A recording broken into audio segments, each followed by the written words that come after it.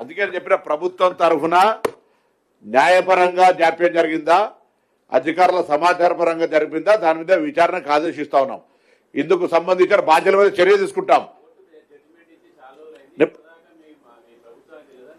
తెలుసు దానికి సంబంధించి, అందుకే నేనేమంటున్నా దానికి సంబంధించి అందుకే అవన్నీ గురించి నేను న్యాయ స్థానంలో ఉంది కాబట్టి అంత డీటెయిల్గా నేను పోవట్లే. కానీ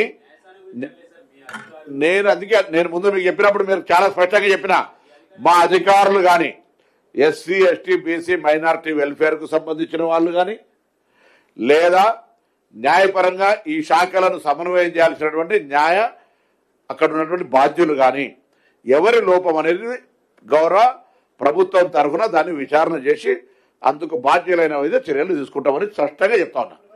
దానికి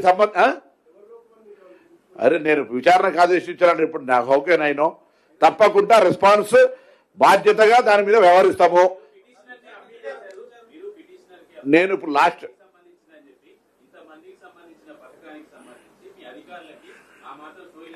నేను అదే చెప్తా ఉన్నా కదా, నేను అనే మాట మీరు అర్థం చేసుకుంటలేరు. నేను 100% దాని మీద very serious. Government is very serious. ప్రభుత్వం చాలా సీరియస్ గా